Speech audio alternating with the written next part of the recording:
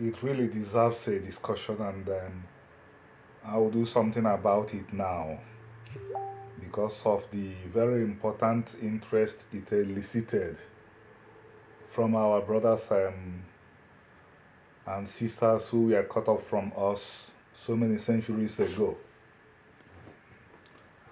Ladies and gentlemen, I am talking about how the Igbos and what Igbos do when a member of the community goes missing and is presumed dead and lost, but the body has not been found. A funeral is organized for that soul who went missing, whose body has not been found. The person receives full funeral rights. The person is mourned fully. But what Omerana says is that this happens after 7 years of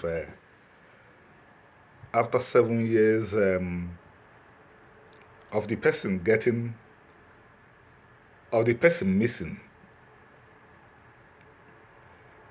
Everybody in the family gathers. The person is mourned fully, even though as the body was not seen, the community is not 100% sure that the person had actually died. After the tragedy of Biafra, so many Igbos could not be accounted for. It broke my heart on one occasion. About 3 decades after Biafra, which, by the way, I did not witness, I saw an obituary notice in my community. It was for the mourning of a young man who paid the supreme price, presumably because after 30 years of not returning from army, his family decided that he died and organized Akwamuzu. They organized his mourning, they organized his funeral. It broke my heart. That is Igbo practice. That is Omenana. What prompted this discussion? I saw an article, I believe in the Forward newspaper. Some Jewish rabbis were saying that we are having a discussion around the same subject. They were wondering what happens when a Jew could not be accounted for. They observed that Judaism did not have a specific position about what should be done. I did not really get into the nitty-gritty of it because for men and it's definite. If a person is not found 7 years after, not after presumably not appearing, not being seen, it's just 7 years, the funeral must be organized, and if the person appears after, of course the communities are informed that such and such a person who had been mourned had returned. The person resumes normal life, and ultimately when the person dies, hopefully in old age, the person is not mourned fully again. In contemporary times, what passes as funeral are 4 gunshots to announce that he had finally rejoined his ancestors.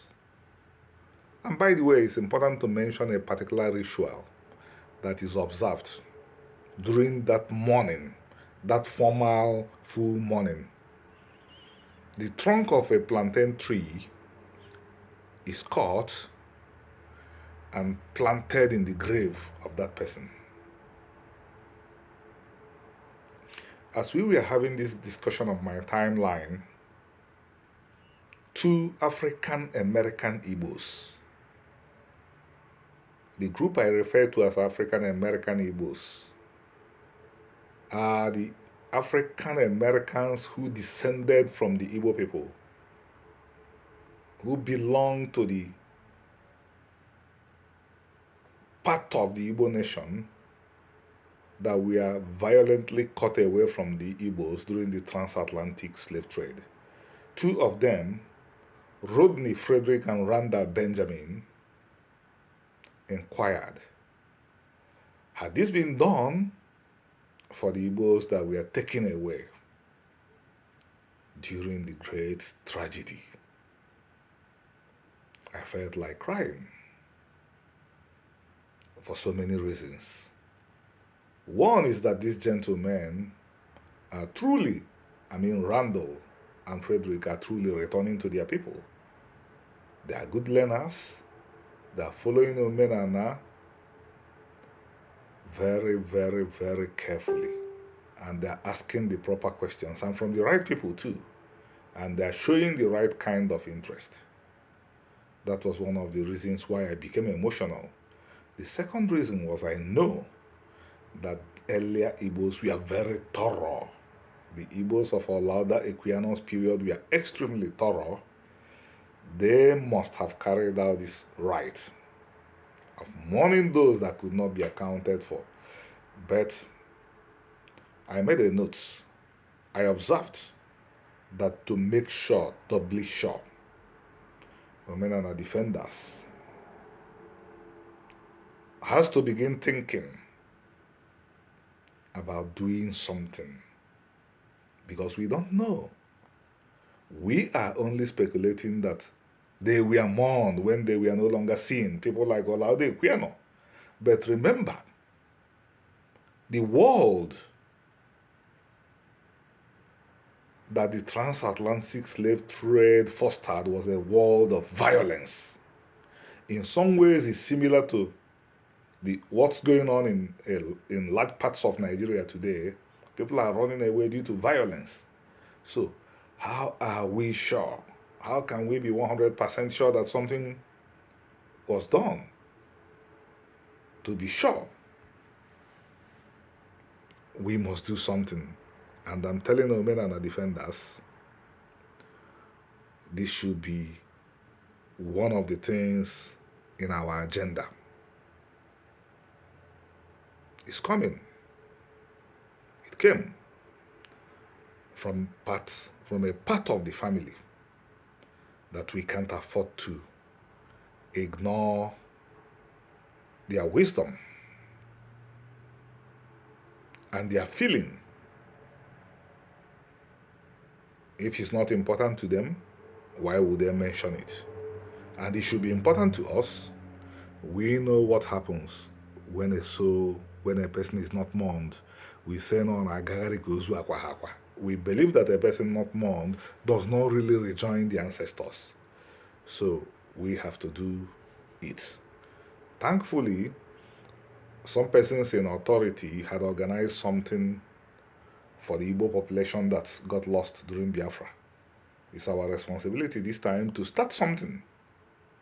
It doesn't have to be too elaborate. The important thing is that we acknowledge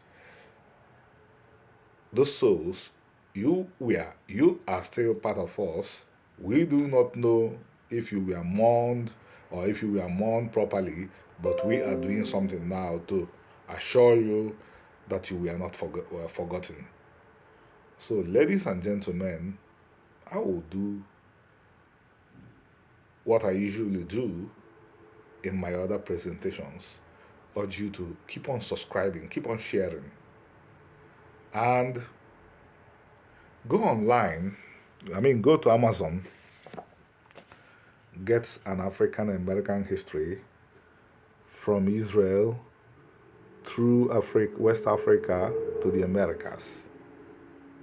This book and the others are some of the things that are bringing people closer to who produced them. Rodney and Randall Benjamin read this book and remembered parts of culture that we are not totally obliterated, and they are now heading back to their own people. So, have a beautiful day. Thank you.